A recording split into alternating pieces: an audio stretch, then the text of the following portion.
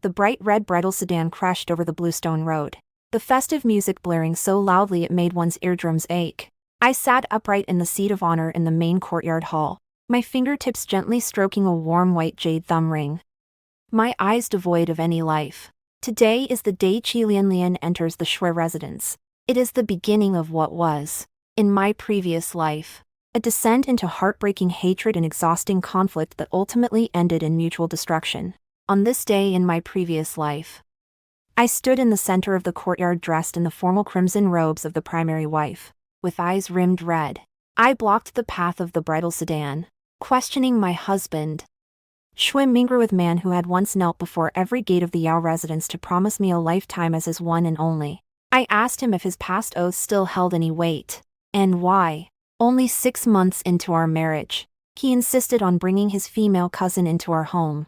Back then, Xue Mingrui looked refined and handsome in his moon-white long gown, appearing gentle and affectionate. He merely soothed me in a soft voice, saying that Lianlian was orphaned and helpless, and that he was simply fulfilling his duty as a relative. He told me that as the primary wife and mistress of the house, I should be broad-minded and avoid acting petty or narrow-minded. I believed his lies, yet I could not swallow the grievance in my heart. From that moment on, I was trapped within the confines of the inner quarters, locked in a daily struggle with the delicate and hypocritical Qi Lianlian. We fought for favor, for dignity, and for the right to manage the household, battling until we were both left bruised and battered. And in the end, Qi Lianlian died in childbirth from a massive hemorrhage, consumed by resentment. I exhausted my life's blood only to be left with a body racked by illness. In the blink of an eye, the Xue family's involvement in the struggle for the throne was exposed, leading to the total collapse of the household. An imperial decree was issued, seizing our property and sentencing us to exile, dragging my frail, diseased body.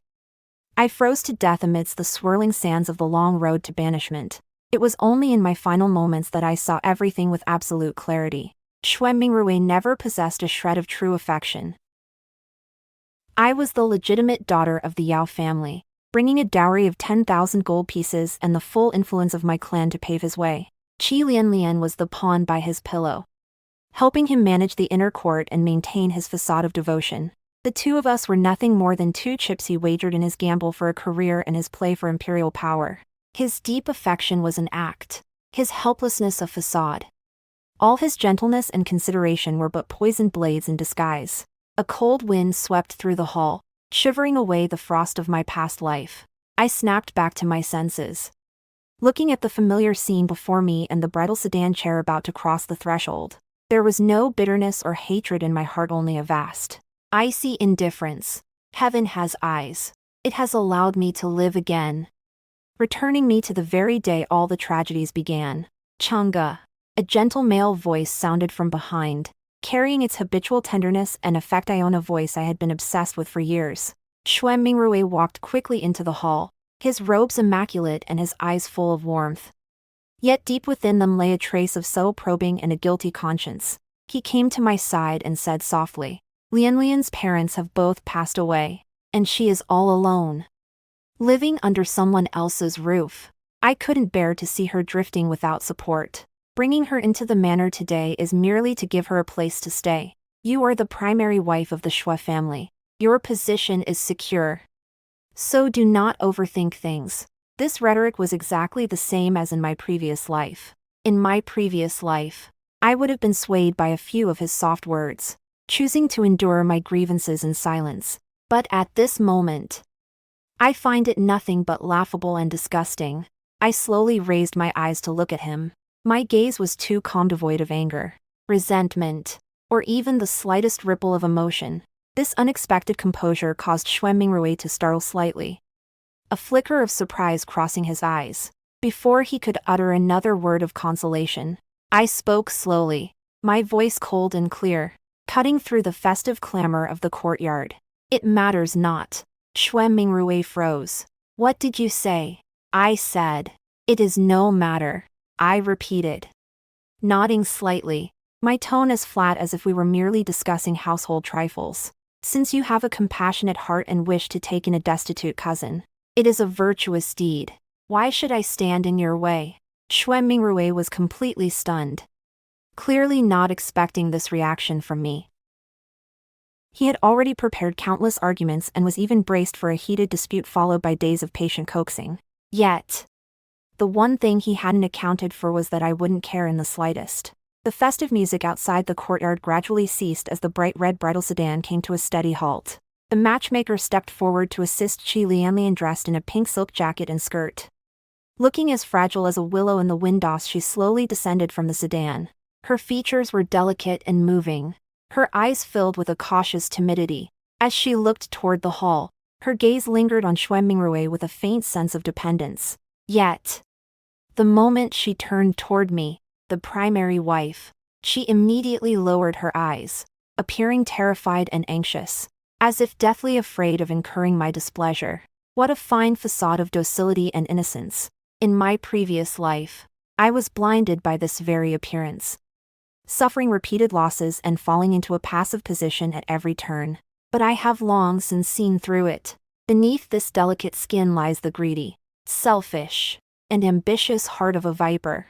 Before Qi Lianlian could even step forward to pay her respects, I had already risen. I smoothed my lapels with a steady hand and met Xue Mingrui's gaze with composure, my words falling clear and final. Xue Mingrui, since your heart belongs to her, then treat her well. As for you and me, let us end it here. Let us divorce. Those 3 short words were like a sudden clap of thunder, leaving every servant in the courtyard frozen in stunned silence. Xue Mingrui's expression shifted violently, the mask of his gentle demeanor cracking instantly. His eyes were filled with utter disbelief. Chang'e, what nonsense is this? It is merely taking a concubine. How could it possibly warrant a divorce? Do you have any idea that the word divorce affects both our reputations and the honor of both our families? Subconsciously, he tried to seize upon my weaknesses, using a woman's reputation and family honor to pressure me exactly as he had in my previous life. But the Yao Chang'e of today was no longer that foolish woman who valued empty titles, remained trapped by social etiquette, and was obsessed with the delusions of love. I looked up and met his gaze directly, my eyes sharp and calm, without a hint of backing down. What do you mean by acting out? You swore an oath before our marriage to have one person for a lifetime. Now that you have broken your word and betrayed that trust, it is you who has failed me, not I who has failed you. Since the original intention is gone, there is no need to force ourselves to remain husband and wife. A divorce would be a liberation for both of us. My tone was flat, yet it carried an air of finality that brooked no argument. Looking into my cold and estranged eyes, Xue Mingrui felt a sudden, inexplicable surge of panic in his heart. The Yao Chang'e before him was composed, resolute, and entirely devoid of lingering affection.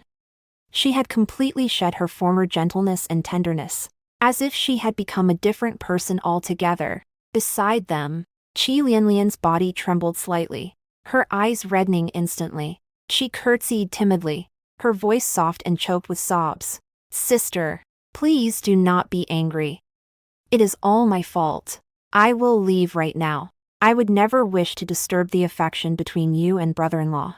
You must not let my presence damage the harmony between husband and wife. As she spoke, she made a show of turning to leave, looking frail, helpless, and pitiable. In the past, I certainly would have been provoked by this retreat to advance act, only to end up with a reputation for being jealous and overbearing. But now, I merely spared her a cool glance, my voice devoid of emotion. There is no need to leave. Since you have been carried into this manor by sedan chair, you are now a member of the Xue family. Just stay and settle in. The more magnanimous, composed, and indifferent I appeared, the more panic and unease stirred in the depths of Xue Mingrui's heart. I stopped looking at this pair of hypocritical lovers and turned to my personal maid, Wan Xue, who stood behind me. I commanded in a low voice, starting today, take a full inventory of all the dowry, land deeds, shops, and silver valuables I brought from the Yao household. Register them one by one in a ledger. Not a single cent is to be missed. I will not take a single thing belonging to the Xue family, but everything that belongs to me. Yao Chang'e, I shall reclaim in its entirety, leaving nothing behind. In my previous life, I exhausted the Yao family's entire fortune to fill the Xue family's deficits and pave their way to success, only to end up losing both my wealth and my life in a foreign land. In this life, I will first reclaim everything that belongs to me. As for Xue Mingrui and Qi Lianlian, and this sinking ship of the Xue family, I will make a clean break, standing by with cold indifference, waiting for them to bring about their own destruction. The moment the word divorce was uttered, the entire Xue household fell into turmoil. Xue Mingrui came to my courtyard several times that night to persuade me. He used soft words of comfort, feigned concessions, and even tried to pull at my heartstrings by bringing up our past affection. He was simply certain that, given my usual emphasis on sentiment and reputation, I was merely acting out of temporary spite and would settle down after a few days of fussing. He knew the me of my previous life all too well, but he understood nothing of the Yao Chang'e who had lived once before. I kept my doors closed and refused to see him, letting him pace outside the courtyard while I focused all my attention on taking inventory of my dowry. My dowry was incredibly generous, the foundation my father and mother had exhausted their efforts to prepare for me. It consisted of dozens of storefronts, 1,000 acres of fertile land in the suburbs, several banks and exchange houses, and countless antiques and treasures. Back then, all of it had followed me into the Xue household, propping up half of the family's prosperity and providing a steady stream of financial support for Xue Mingrui to curry favor with the powerful and navigate the imperial court. These things nourished Xue Mingrui's ambition and fed Qi Lianlian's greed. Now, I intend to account for them one by one and reclaim them all. Xue worked efficiently and reliably. For several days, she led trustworthy older maidservants from the manor to inventory the storehouse and audit the accounts, recording every piece of property and every estate clearly and without the slightest error. Meanwhile, I deliberately allowed the news to spread, making sure Qi Lianlian knew full well that I was determined to divorce and take every bit of my dowry with me. Sure enough, in less than half a day, Qi Lianlian could no longer keep her composure. She was inherently short-sighted and consumed by greed, her heart set on becoming the mistress of the Xue household to seize my dowry and estates. Dreaming of a life of luxury and power, if I were to leave with my entire dowry after the divorce, she would remain nothing more than a penniless concubine even with Xue Mingrui's favor, with no hope of ever rising in status. Consequently, she shed the timid and obedient persona she had maintained since entering the manor and began her covert schemes. On one hand, she whispered into Xue Mingrui's ear, weeping about how cold and heartless I was for disregarding our past ties. On the other, she began secretly embezzling and hiding my smaller treasures, attempting to intercept whatever assets she could. This was exactly the situation I had been hoping for. When she grows anxious, she becomes reckless. When she is reckless, she reveals her flaws. I feigned ignorance of her petty schemes, instead appearing increasingly despondent and melancholy as the days passed. By day, I sat in the courtyard in stony silence. By night, I lay awake until dawn. Within a few short days, I had grown visibly thin and pale, the very picture of someone wasting away from grief and suppressed sorrow.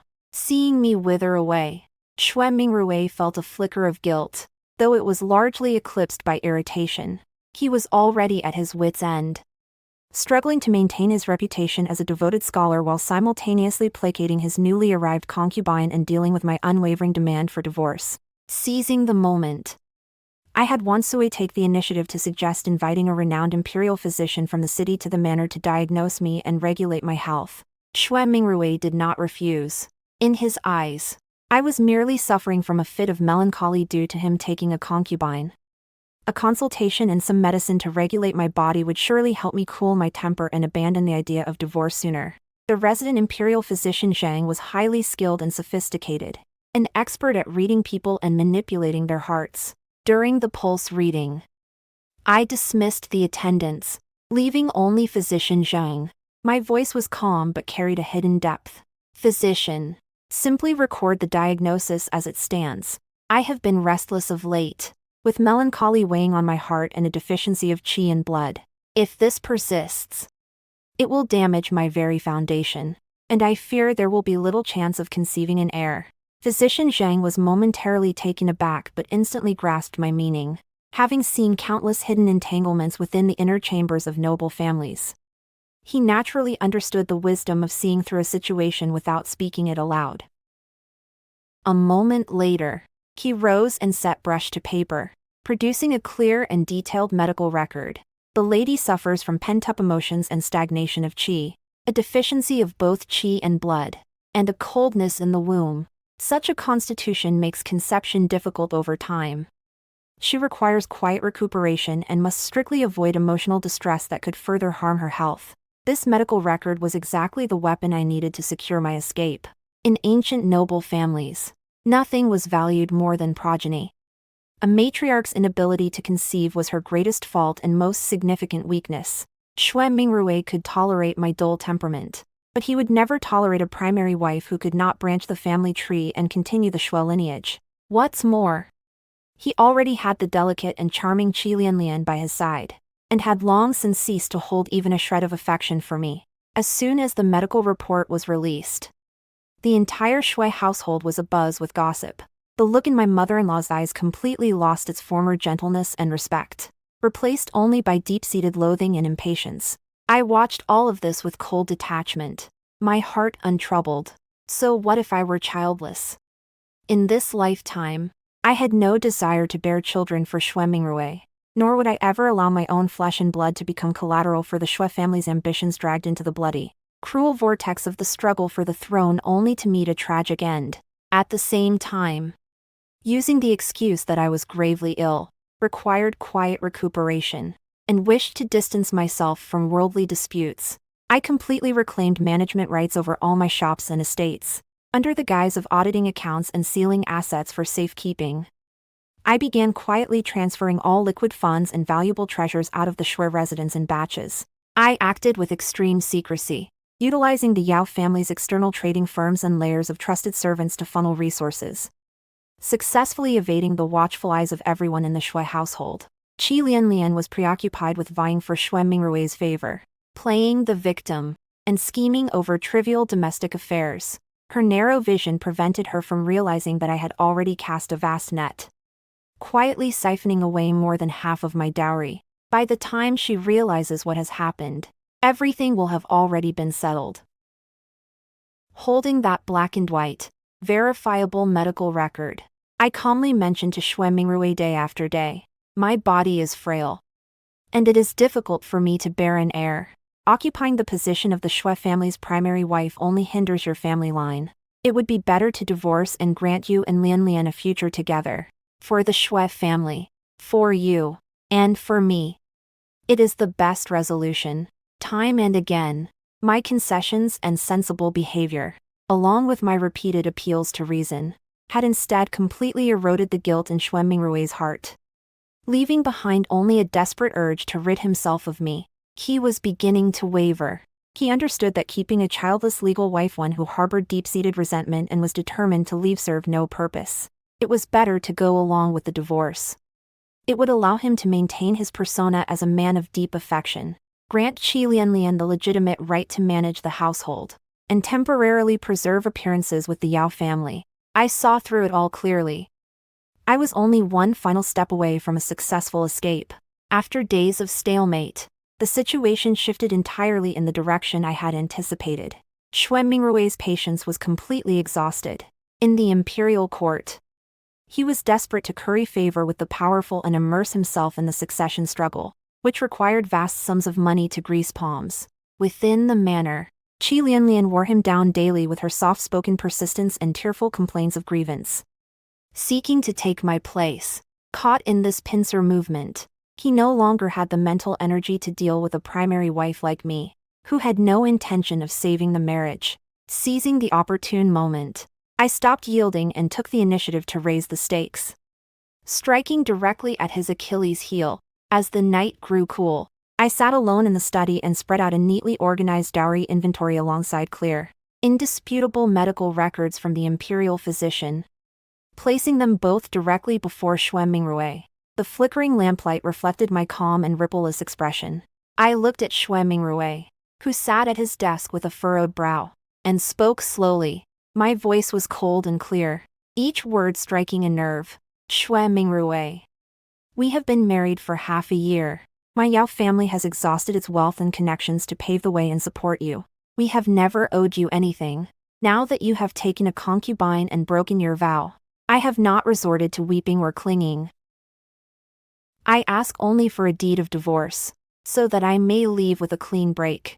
I am afflicted with an illness that makes it difficult to conceive, and I cannot continue the Xue family line. Keeping me in this manner will only hinder your future and tarnish the family's reputation. After the divorce, I will never utter a single word to disparage the Xue family, thereby preserving your reputation as the talented eldest son of the Vice Minister of Rights, as well as the dignity of your house. Conversely, if you stubbornly refuse to divorce, I will have no choice but to return to the Yao residence and inform the world of your action. Show you broke your vows, favored a concubine over your wife, and coerced your legal spouse. When the capital is rife with rumors, your persona as a devoted man will collapse and your reputation will be ruined. For your official career, it would bring 100 harms and not a single benefit. I never resort to vicious words in an argument. I only calmly analyze the pros and cons. And for Xue Mingrui, what he valued most in this life were his reputation and career, and what he feared most was the destruction of his path and the ruin of his future. His fingertips tightened abruptly, his brow furrowed deeply, and his eyes were filled with calculation and struggle. He looked up at me, realizing for the first time with stark clarity that the Yao Changda standing before him was no longer the woman who could be coaxed by a few gentle words or manipulated at his whim. I was calm, rational, and calculating at every step, laying out every advantage and disadvantage so clearly that he was forced into a corner with no other choice. Do you truly mean to leave no room for compromise? He asked in a low voice, a trace of resentment lingering in his tone. I shook my head slightly, my voice resolute. Our affection is exhausted. There is no need for compromise. Furthermore, I shifted my tone, laying down my final card. After the divorce, I will take only my original Yao family dowry, leaving the Xue family's assets untouched. From now on, as you live your life with Lianlian, the household affairs and financial expenses will have nothing to do with me. You will no longer need to consider my feelings. You may live as you please, in peace. These words struck right at the heart of Xue Mingrui's concerns. He is currently in dire need of a vast amount of silver for court socializing and currying favor with the princes, and his pockets have long been empty. My insistence on a divorce means he will no longer be able to tap into the Yao family's wealth. However, if he continues to stall, it will only lead to daily internal friction and hinder his future prospects. Qi Lianlian, who had been quietly eavesdropping outside the door, was even more anxious at this moment. She was terrified that I might change my mind or that Xue Mingrui might soften and ask me to stay. She wanted nothing more than to drive me out of the Xue residence immediately and secure the position of the mistress of the house that belonged to me. She gently pushed the door open and entered, her eyes rimmed with red. She weakly supported Xue Mingrui's arm and choked out in a low voice. Cousin, sister's mind is made up. Please do not make things difficult for her any longer. Perhaps a divorce really is the best outcome. Too am willing to keep to my place and never fight for a formal title, as long as I can stay by your side. Though she appeared to be yielding and sensible, she was actually pressing him at every step, urging Xue Mingrui to make a decision as quickly as possible. Xue Mingrui was so annoyed by her pestering, and with me holding the leverage over his interests and weaknesses, his last shred of hesitation completely vanished. He took a deep breath, the final trace of warmth in his eyes fading away, leaving only cold calculation and selfishness. Fine. I'll sign. A letter of divorce lay spread flat upon the desk. Xue Mingrui dipped his brush into the ink and signed his name with crisp, decisive strokes, without the slightest hint of hesitation. As the ink dried, all the vows of eternal love and deep affection from the past were rendered null and void, vanishing like smoke into thin air. I looked down at the neat handwriting on the paper. My heart felt neither the relief of liberation nor the bitterness of parting.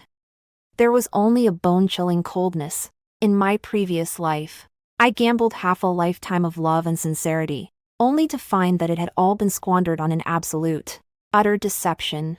I reached out and took the divorce papers, folding them carefully and tucking them securely into my sleeve. From this moment on, I, Yao Chang'e, would have no further connection to the Xue family. Early the next morning, as the first light of dawn broke, I ordered my servants to pack my belongings. All the dowry and assets belonging to me had already been moved in batches. What remained were merely a few ordinary garments, kept only for the sake of appearances. I did not choose to leave in silence. Instead, I deliberately chose the hour when the people of the capital were most active to make a high-profile departure from the manor. The gates of the Xue residence stood wide open, with carriages and horses lined up in an orderly fashion, dressed in plain white robes. I held my posture tall and walked with a composed stride, stepping out of this cage that had imprisoned me for half of my previous life. Commoners along the street stopped to watch, their voices rising in a flurry of discussion. Some pitied me for wasting my devotion on the wrong man and suffering the cruelty of abandonment.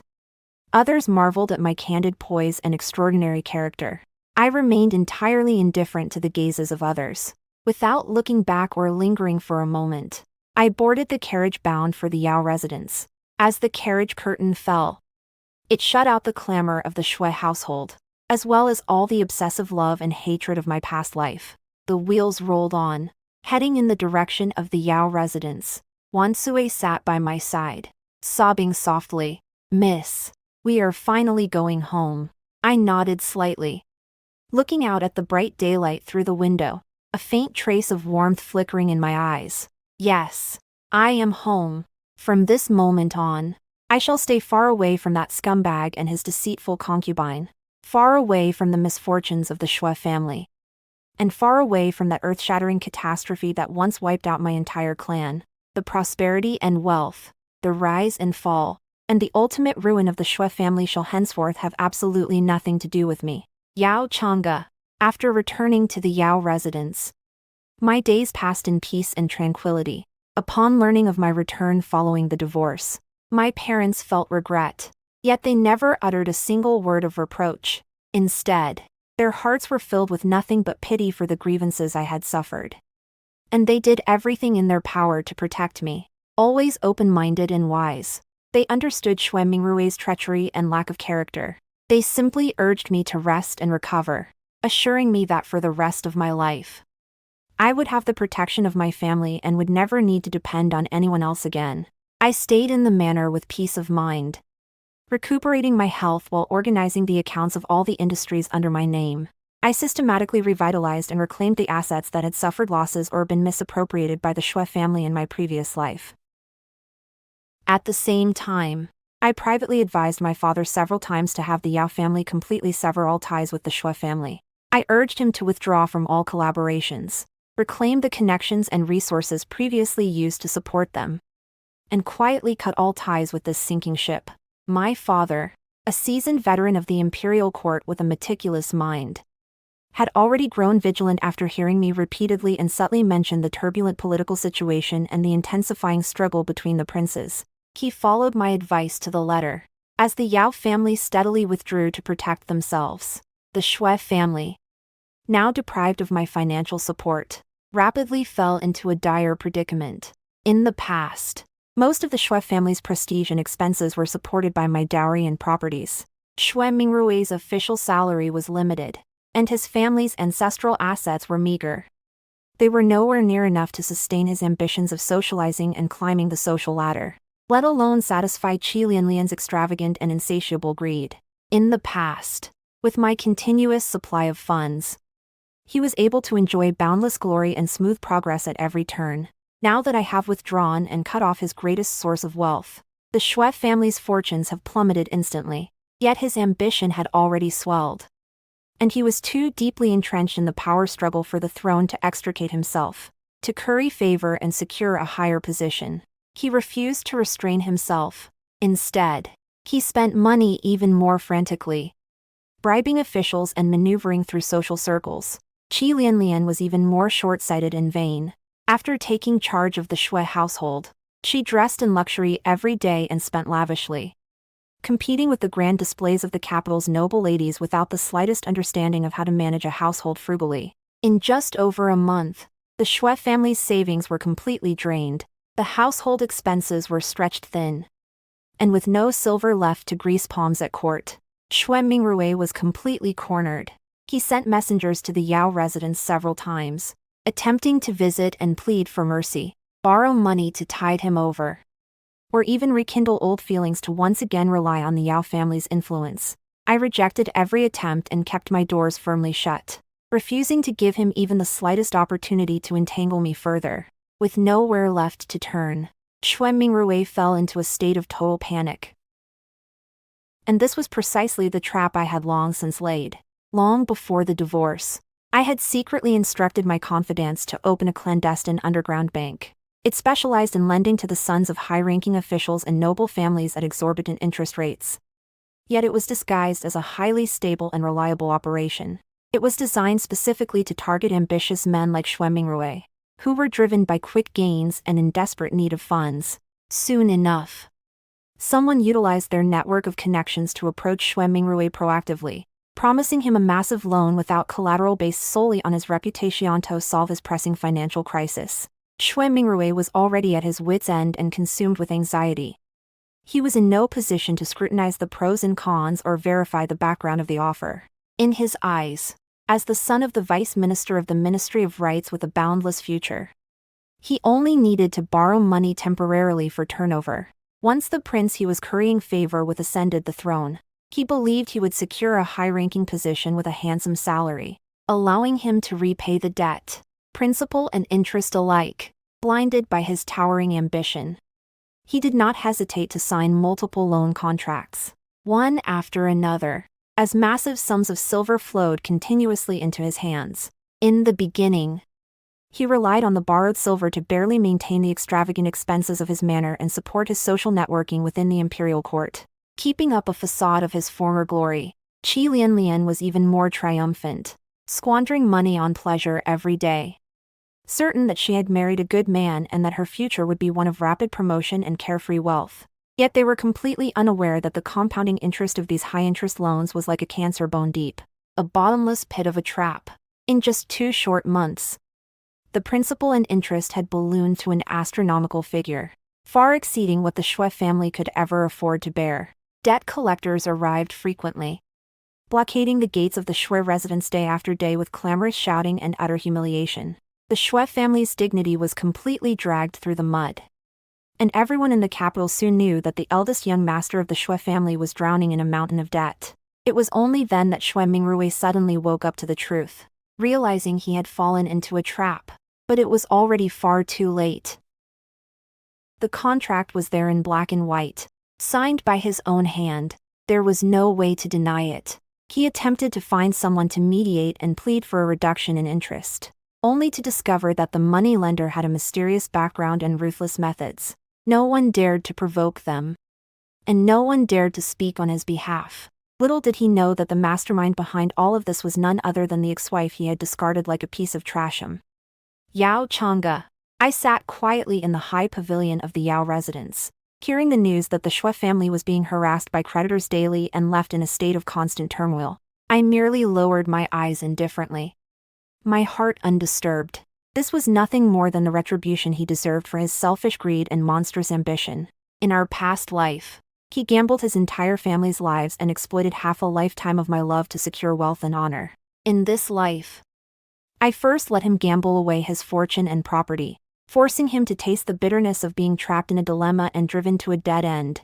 The true annihilation is yet to come. The autumn wind swept withered leaves across the long streets of the capital. Since the onset of autumn, the imperial city had shed its former warmth and tranquility, replaced everywhere by an oppressive, chilling air of austerity.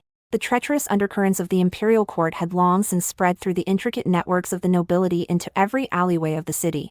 Everyone knew the struggle for the succession was intensifying and factional infighting was relentless. Yet no one dared to utter a word of speculation, fearing that a slip of the tongue might bring ruin upon themselves. This cataclysmic upheaval, which stirred the entire court, was precisely the ultimate stake Xue Mingrui had wagered the lives of his entire clan upon, and the ultimate abyss that would lead him, step by step, to his destruction.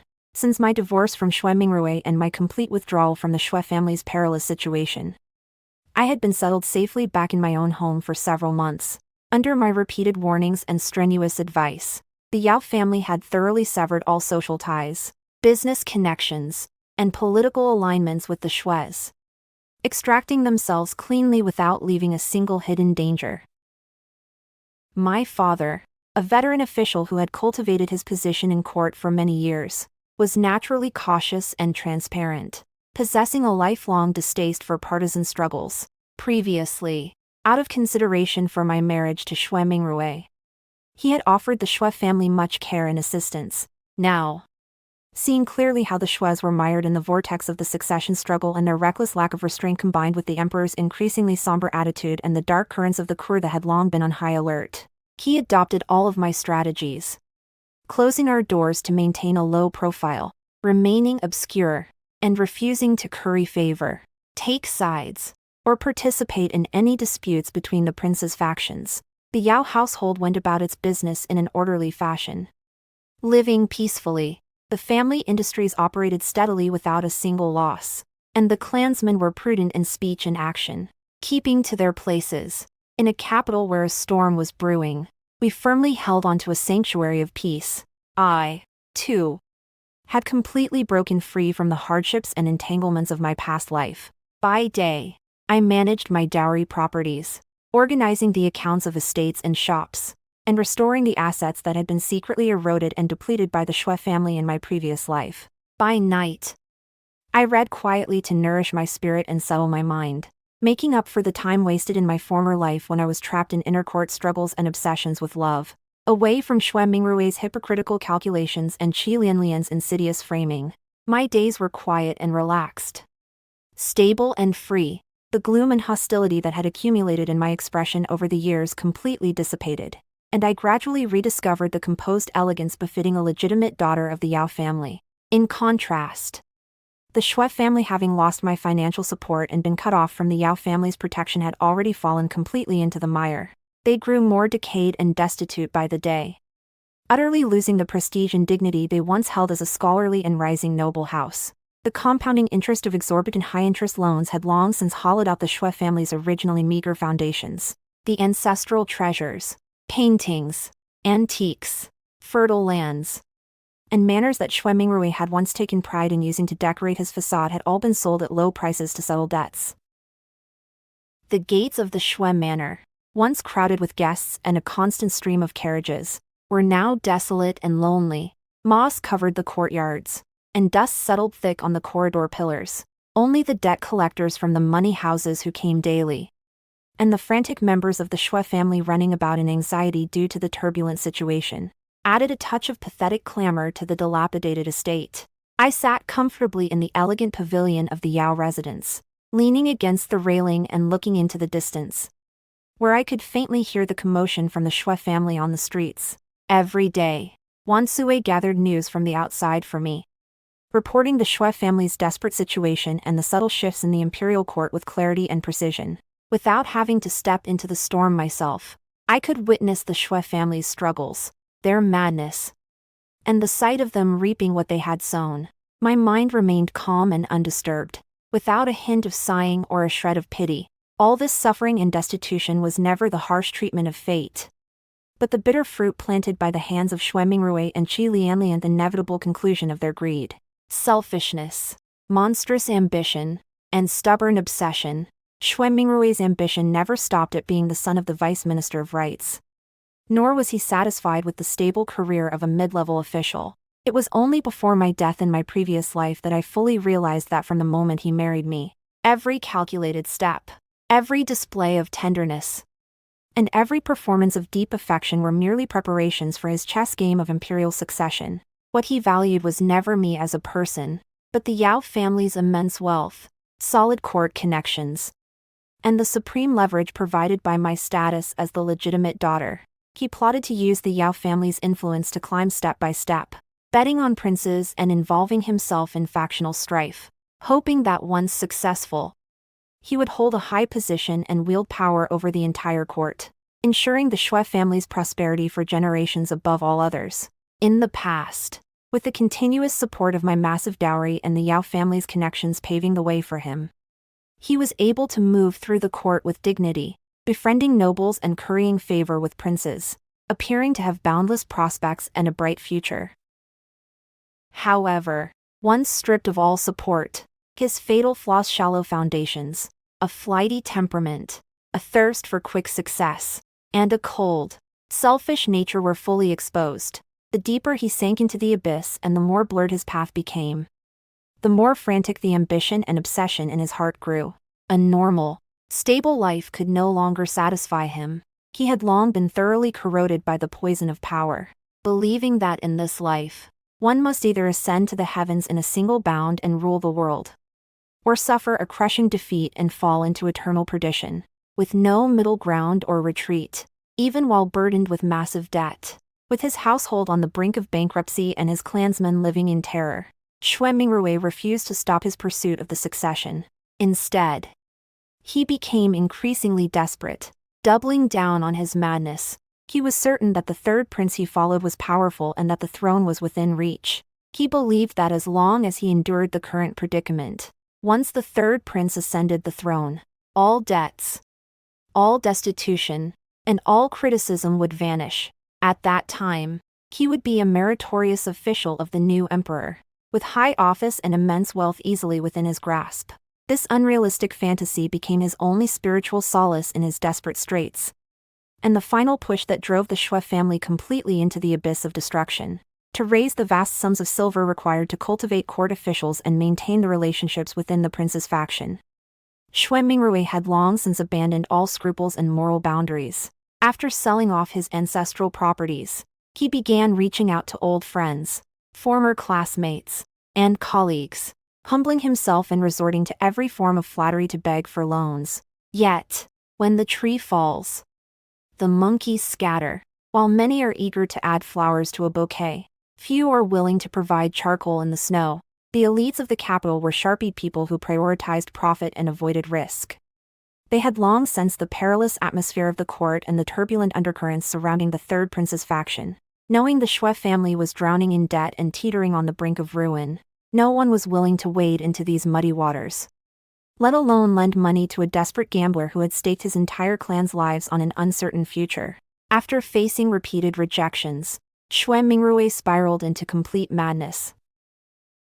Casting aside all dignity, he began prowling the gray areas of the court, secretly gathering intelligence, delivering messages, bribing officials, and framing rivals for the third prince.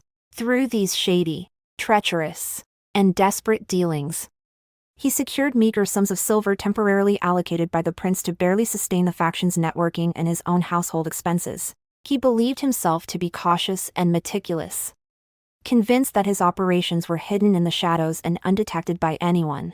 Little did he know that the emperor had already perceived everything, quietly casting a dragnet to collect and master every piece of evidence regarding the third prince's factionalism, collusion with officials, and coveting of the throne. Since ancient times, imperial power has most loathed the formation of factions among princes and the private dealings of ministers. It detests the hidden undercurrents that destabilize the court.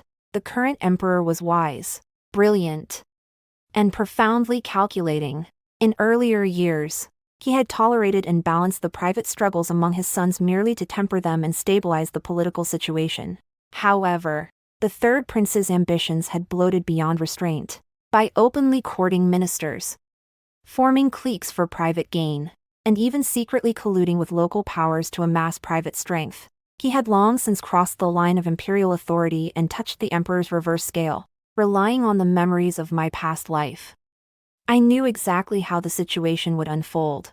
The third prince's faction, which currently appeared powerful and peerless, was already hollowed out and riddled with flaws. All their arrogance and clandestine operations were firmly within the emperor's grasp. The current tolerance was merely a setup to wipe them out in one fell swoop and pull them up by the roots. Once the evidence was irrefutable and the timing ripe, the emperor would strike like a thunderbolt for a total liquidation. As for Xue Mingrui, a core mid-level official of the faction who was deeply involved in every conspiracy and privy to countless secrets, he had already been nailed firmly to the chessboard of ruin, with no way back and no means of escape. Within the manor, the deep affection between the cousins, once characterized by tenderness and mutual reliance, had completely shattered under the crushing weight of desperation and poverty, revealing the ugliest and most selfish essence of human nature. Qi Lianlian had previously relied on a facade of frailty, innocence, and submissive sensibility to coax Xue Mingrui into granting her every preference and indulgence. Living a life of luxury and excess every day, she usurped my household management rights and squandered my dowry, fully believing that by marrying into the Xue family and securing her husband's favor, she would enjoy lifelong wealth, stability, and peace. Yet, she was short-sighted, vain, and lacked any foresight. She never truly saw the ambitious nature of Xue Mingrui, nor did she understand the treacherous and unpredictable dangers of the imperial court. As the Xue family fell into increasing decline, burdened by mounting debts and teetering in the wind and rain, all her delicacy, submissiveness, and thoughtfulness vanished. In their place came endless complaints, suspicion, resentment, and harsh criticism. No longer able to maintain her former image of a pitiful, gentle, and tender woman, she spent her days with a furrowed brow and a heart full of hostility.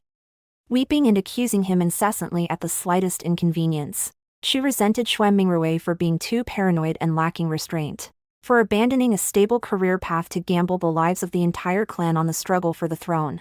She resented his incompetence and uselessness, his inability to retain the family fortune or sustain their wealth, which caused her to fall from the envied pampered concubine of the Xue manor to a destitute woman mocked by everyone in the capital.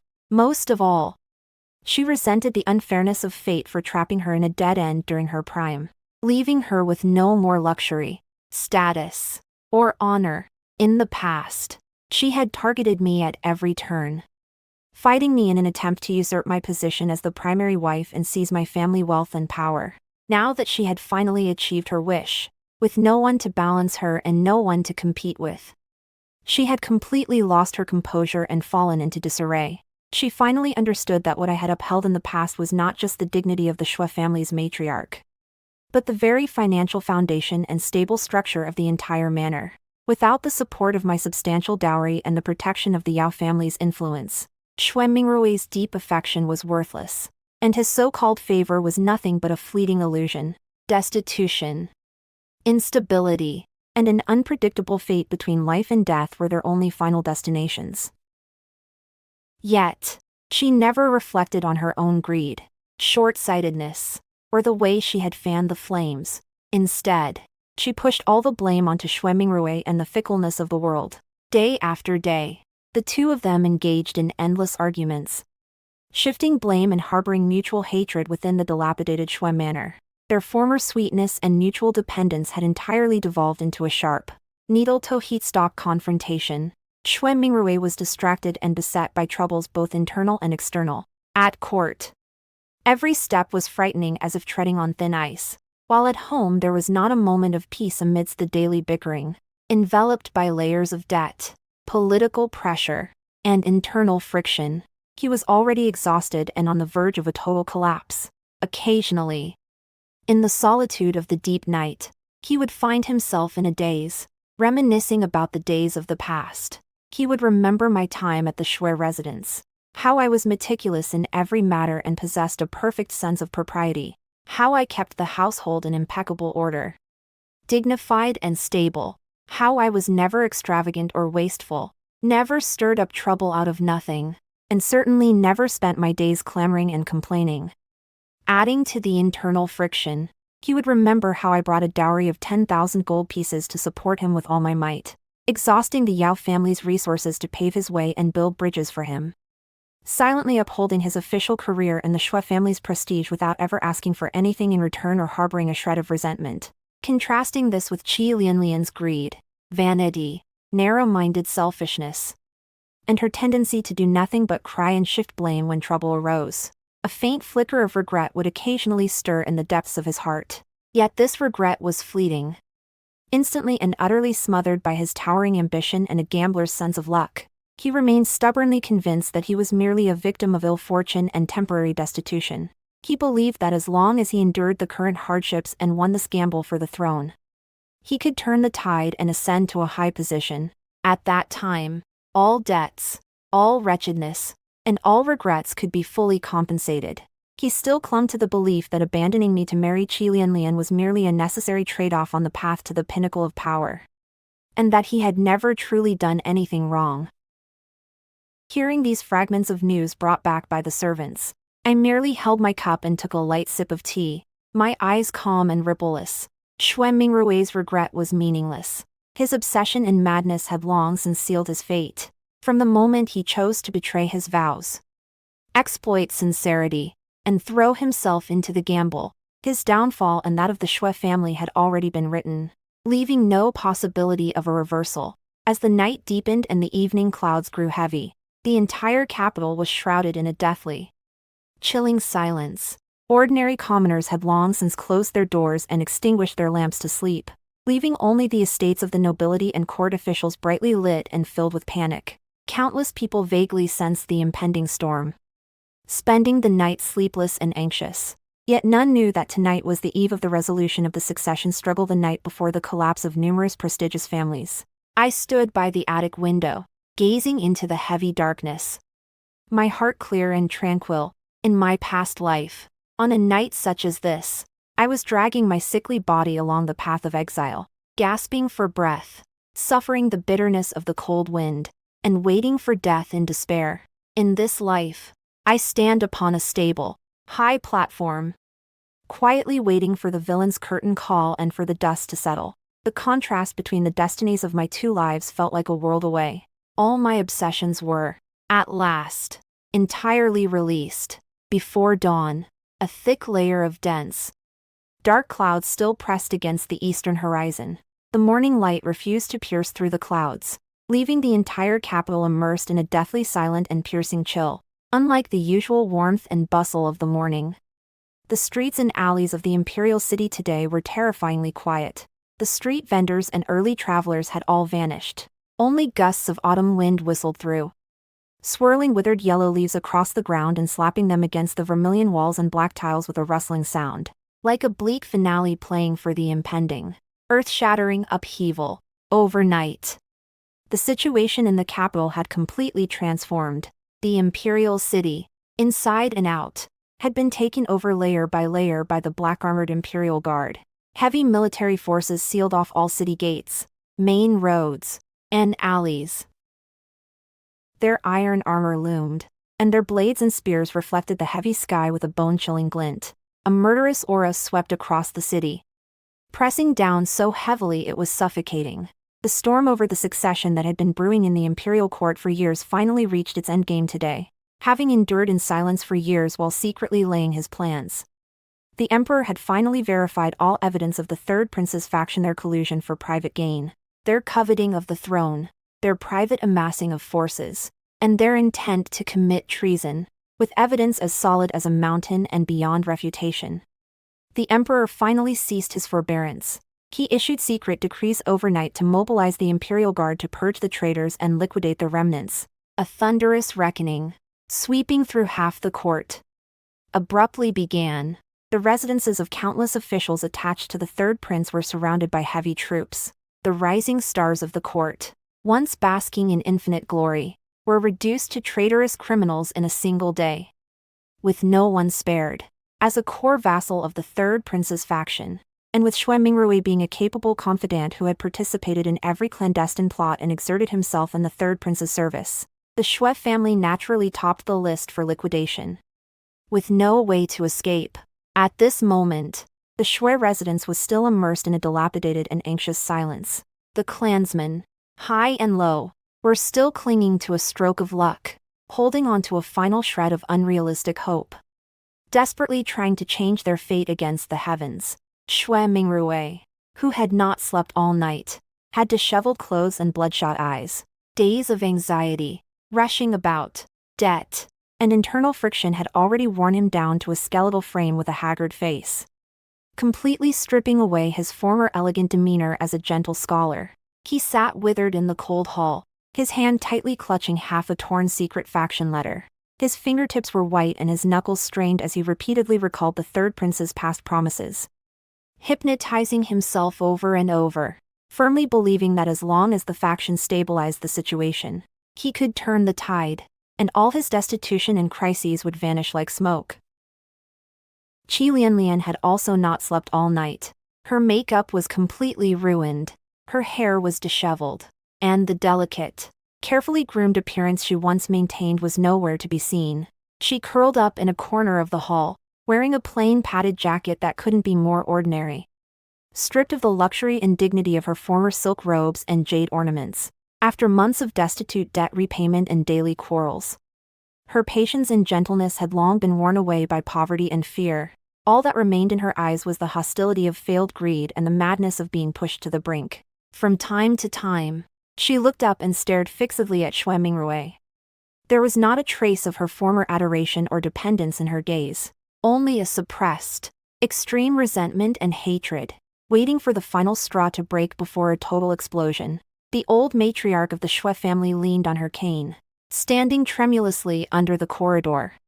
Her face a map of aged wrinkles etched with sheer panic. All her life, she had prized reputation and lineage above all else, living a stable and respected life bolstered by her son's talent and fame. Never in her wildest dreams did she imagine that in her twilight years, she would end up in a dilapidated estate, burdened by debt and living a precarious existence. The few remaining old servants and young pages in the manor were pale-faced and whispering amongst themselves. They had long since lost the heart to perform their duties, thinking only of how to seize the chaos as a chance to escape this imminent cage. They all vaguely sensed the peril of the situation and the approaching catastrophe, yet they clung to the hope of the clan's survival. Unable to believe that a scholarly family of several decades unorthodox official lineage could collapse overnight and face collective punishment. Hearts were in turmoil as everyone speculated in secret.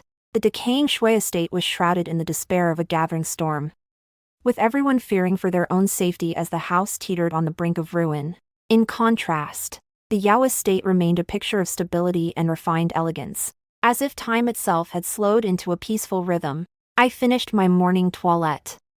Dressed in a simple and elegant moon-white brocade skirt, my hair adorned with nothing but a single plain jade hairpin, minimalist, clean, and composed. Stepping out of my chambers, I found the autumn chrysanthemums in full bloom in the courtyard, their delicate fragrance drifting through the air. The servants performed their duties with orderly precision, and the morning hearth smoke rose in gentle curls, signaling a life of domestic security and tranquil years.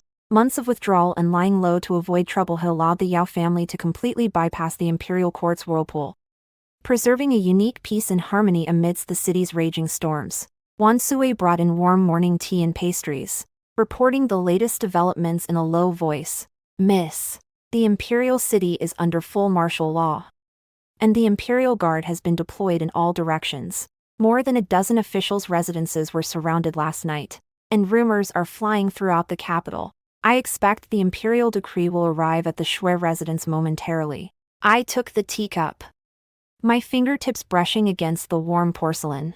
My mind was as clear and calm as still water as I gave a slight nod. I understand. I had been waiting for this day for an entire lifetime. On this day in my previous life, I was imprisoned in the back courtyard of the Xue residence. Upon hearing the devastating news of the household seizure, I had been overcome with panic and heartbreak. Dragging a body weakened by long-term illness, I was passively swept into the Xue family's total ruin, ultimately meeting a miserable end, exiled to freeze to death. My corpse left exposed in the wilderness. But in this life, I have long since severed all ties and stepped outside the fray. With the composure of a bystander, I quietly await the villain's end and the settling of the dust. I slowly ascended to the highest point of the Yao residence, the Lianyun Pavilion. Leaning against the railing, I gazed calmly toward the direction of the Xue estate. The two residences were separated by several streets and alleys, facing each other from afar. Though I could not see the frantic chaos within the Xue courtyards, I could clearly sense the deathly silence and panic of a manor on the brink of annihilation. The autumn wind brushed against my sleeves and my hair fluttered gently. There was no surging hatred, no manic ecstasy, only the clarity and relief of one who has traversed life and death and seen through the workings of fate. Before long, the rhythmic, heavy thud of armored footsteps echoed through the long streets, drawing closer and shattering the deathly silence of the capital's morning.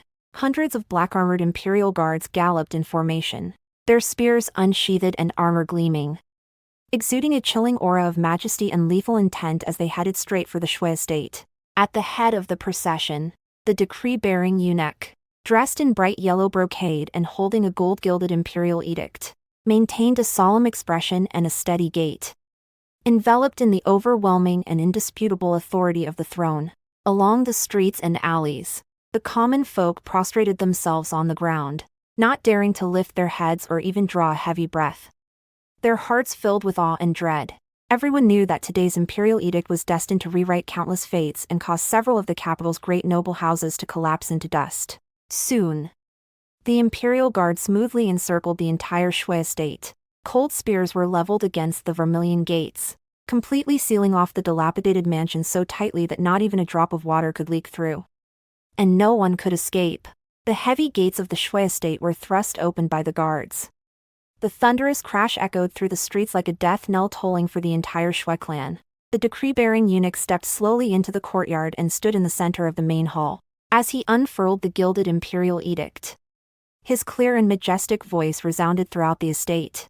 Every word was chilling and every sentence struck at the heart, ruthlessly pronouncing the final destiny of the Xue family. By the grace of heaven, the emperor decrees, Zhao Jingyu, the third prince, has long harbored rebellious ambitions, formed factions for private gain, secretly stockpiled armaments, and coveted the throne.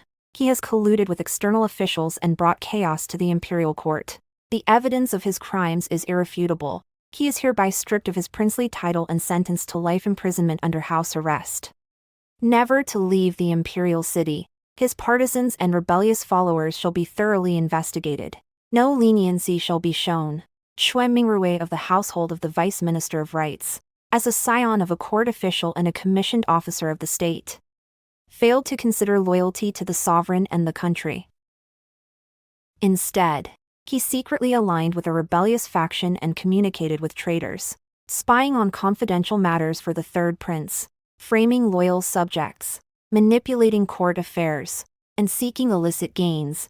His crimes are unpardonable. It is ordered that all assets, estates, and storefronts of the Xue family be confiscated immediately. All male members of the Xue family are stripped of their scholarly honors and cast into the imperial prison to await trial. The female members are to be exiled 3,000 miles to the desolate borderlands, never to return to the capital. By imperial command, word by word, the decree fell with the force of a thunderbolt, sealing their fate without the slightest room for negotiation, utterly shattering the lingering hopes and illusions of everyone in the Xue family.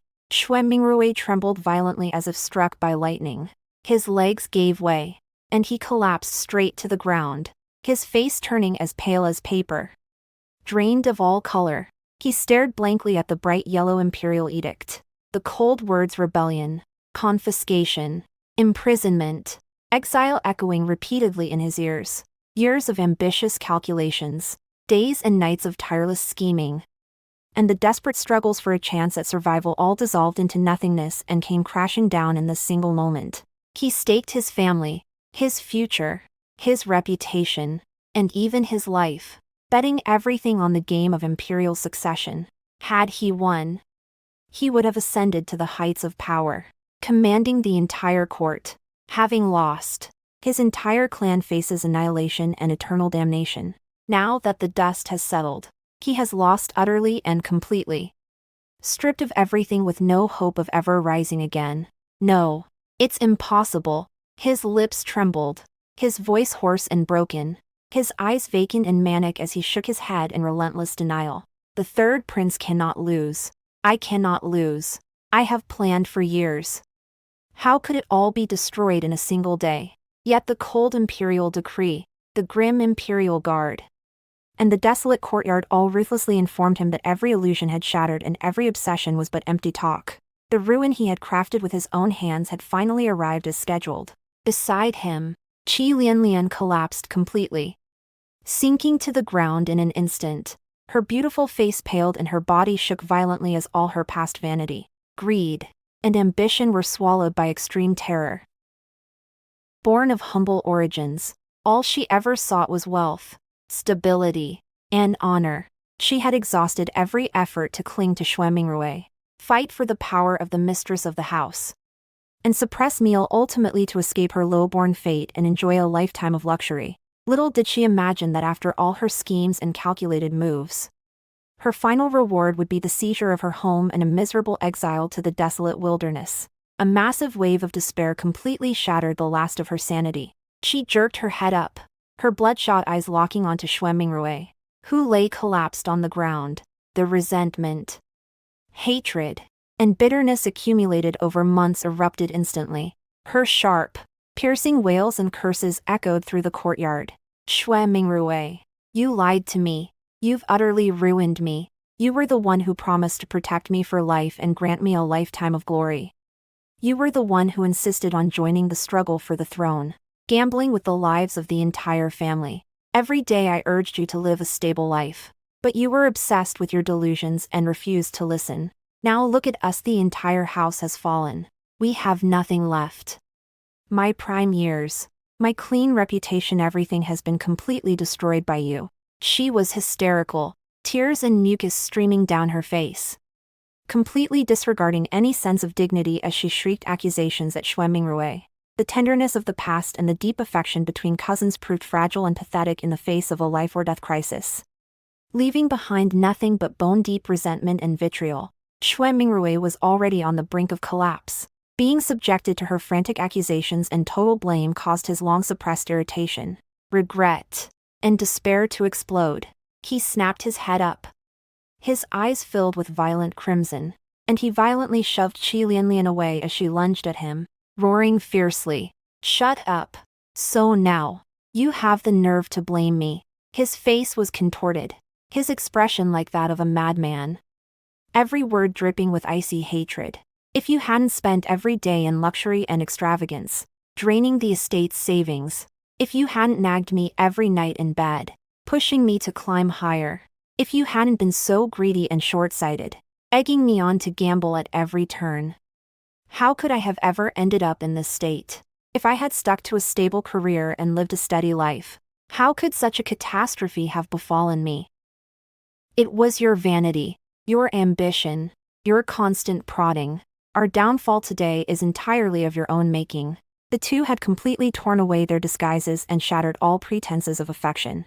In the middle of the asset seizure, surrounded by the imperial guard and the solemn atmosphere of the courtyard, they clawed at each other, hurling insults and shifting blame, exposing their selfishness, greed, darkness, and ugliness for all to see. The once envied couple of the capital, the talented scholar and his beautiful cousin, now looked like mortal enemies, making a pathetic spectacle of themselves in their utter wretchedness. Old Madame Xue watched this absurd and tragic scene, and as she saw the imperial guard soldiers closing in, she gasped for breath. Her vision went black, and she collapsed unconscious on the spot. The cries, screams, and pleas for mercy from the remaining members of the Xue clan rose and fell in succession. The dilapidated courtyard was a scene of absolute chaos and misery. The imperial guards, expressionless and strictly enforcing the law, stepped forward swiftly to restrain all the clan members. The cold iron chains clattered as they were locked one by one around the necks and wrists of the Xue family, young and old alike, once a family of scholarly prestige and noble scions. They were now all reduced to criminal captives. With disheveled clothes and in a state of wretchedness, they were roughly dragged to their feet, stripped of every last bit of their former dignity. Subsequently, the imperial guards and accompanying officials immediately commenced the seizure of the estate, searching floor by floor and conducting a room-by-room inventory. Storehouses, bedrooms, studies, and secret chambers were all pried open and inspected. The remaining artifacts, land deeds, account books, and treasures were all sealed and registered. Yet, after searching the entire Xue manor, everyone was stunned to find that this great official lineage, despite generations of accumulation, now possessed only a few crude utensils and worn-out clothes. Silver, coins, and treasures were almost non-existent. They could not even find a few decent pieces of gold or jade ornaments. No one knew that the true bulk of the Xue family's wealth consisted mostly of the dowry I had brought into the manor years ago, which I had already transferred out completely. The remaining ancestral assets and savings had long since been sold off by Xue Mingrui to repay debts or squandered away. The current Xue Manor was already a hollow shell, leaving behind only a dilapidated courtyard to prop up the final facade of false prestige. From far away in the Lianlian pavilion of the Yao residence, I quietly looked down at the chaotic clamor of the Xue Manor at the end of the alley, my eyes devoid of even a single ripple of emotion. I have seen them at their most glorious and tender, and I have witnessed firsthand their most wretched, ugly, and selfish end. Once, I was trapped by love, obsessed with right and wrong, and mired in the grievances of the inner chambers, exhausting my heart and risking my life for this selfish and cold-blooded pair. Looking back now, it all seems utterly ridiculous and not worth mentioning. They blame and resent one another, each believing the other dragged them down. Yet, neither has truly realized that the root of this downfall was never the instigation or burden of others, but the selfishness and greed rooted in their very bones. Xue Mingrui's boundless ambition and compulsive gambling, coupled with Qi Lianlian's vanity and narrow-mindedness, complemented and coerced each other, leading them to push themselves and the entire Xue family into the abyss of eternal damnation with their own hands. In this world, good and evil are eventually rewarded, and the cycle of heaven never fails. All the grievances, bitterness, coldness, and desperation I suffered in my past life have today transformed into their purgatory. I had no need to seek revenge or waste effort on schemes. I only needed to withdraw from the game and wait for the right moment. They, driven by their own natures, would personally bury their lives and their clan. The seizure of the estate lasted for a full hour. All property was confiscated and sealed, and every member of the Xue clan was led out under guard. The long line of prisoners, dragging heavy iron chains, walked out of the Xue residence gates in a state of utter wretchedness. Men and women, young and old, were pale-faced and tearful. The pride, dignity, wealth, and status of the past had all vanished like drifting smoke. Xue Mingrui was held at the very front of the procession, his hair disheveled and his body covered in dust. His hands and feet were bound by heavy iron chains, and his spine had completely collapsed, leaving not a trace of the upright elegance once expected of a noble scholar. As he reached the intersection, he looked up instinctively in a daze toward the Yao residence. His gaze pierced through the layers of streets and alleys, landing precisely on me as I stood quietly atop the Lianlian pavilion. The moment our eyes met, his entire body stiffened. In an instant, his eyes surged with overwhelming regret, resentment, despair, and disbelief. He had finally, completely, come to his senses. He realized the clarity I possessed when I resolutely demanded a divorce and let go without hesitation. He realized the foresight I had in transferring my entire dowry and severing all ties. He realized the composure I maintained over the past few months as I watched from the sidelines, unmoved. I was never acting out of a momentary fit of pique or a temporary coldness of heart. I had long since foreseen the ending and seen through fate, breaking free in advance from the hellish cage he had woven with his own hands. The power and wealth he gambled everything to pursue turned out to be nothing more than a fleeting dream. The sincerity and stability he discarded like worn-out shoes were, in the end, his only salvation in this life. But he realized it too late. The grave mistakes have been made. The dust has settled, and there is no medicine for regret in this world. Across the vast distance, I clearly saw the festering remorse in the depths of his eyes. Yet my heart remained still, completely untouched. Belated regret is the cheapest and most useless thing in the world. The harm has already been done. Fate has been sealed, and destruction is predetermined. No amount of remorse or repentance can offset the bone-chilling cold of my death by freezing on the road to exile in my previous life. Nor can it reverse the established end of the entire Xue clan. I calmly looked away, no longer watching that miserable procession of prisoners, and no longer lingering on this entanglement of grievances that has spanned 2 lifetimes. The imperial guard slowly led the members of the Xue family away. The heavy sound of dragging chains, faint weeping, and sighs of despair gradually faded, completely dissolving into the autumn wind. After the clamor subsided, the entire long street returned to silence, leaving only the empty and dilapidated Xue Manor a silent testament to the desolation of a sudden downfall and the fickleness of fate. Xue stood by my side and sighed softly. "Miss, It is finally over. I nodded slightly and looked up at the clear, vast sky. The clouds were parting as dawn broke.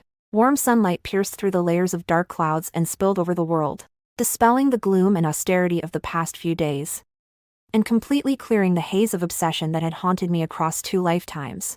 Yes, it's finally over. The love, hatred, and entanglements that had plagued me for 2 lives had finally come to an end. The cage of destiny and the muddy abyss that had trapped me for half my life were finally shattered. The imperial prison is dark, damp, and bone-chillingly cold, a purgatory where the members of the Xue family will spend the rest of their lives. Xue Mingrui will endure the daily agony of imprisonment and the sting of remorse, trapped in endless regret and despair as he pays a devastating price for his ambitious gamble. Qi Lianlian will swallow the bitter fruit of her greed and short-sightedness, suffering the bullying of fellow inmates and the torment of the bitter cold amidst her resentment and indignation.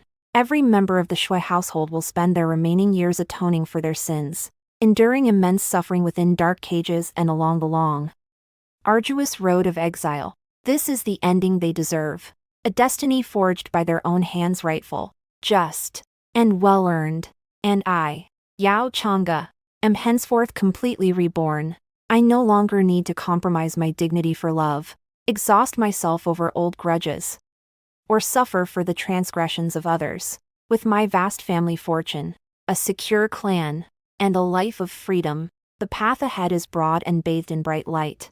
The mountains and rivers are vast, and the years to come are gentle. The autumn wind brushes gently against my face, dispersing all the haze of the past. I turn and descend from the high building, shedding the ups and downs of 2 lifetimes and letting go of the obsessions of half a life, to pursue a stable future that belongs to me. For the rest of my days, I only wish to be at peace and follow my heart, living up to my youth and to myself. Under the clear sky and bright sun, I shall lead a brand new life, one that is free, magnanimous, and radiant. End. Thank you for listening. Please subscribe, like, share, and leave a comment. Thank you.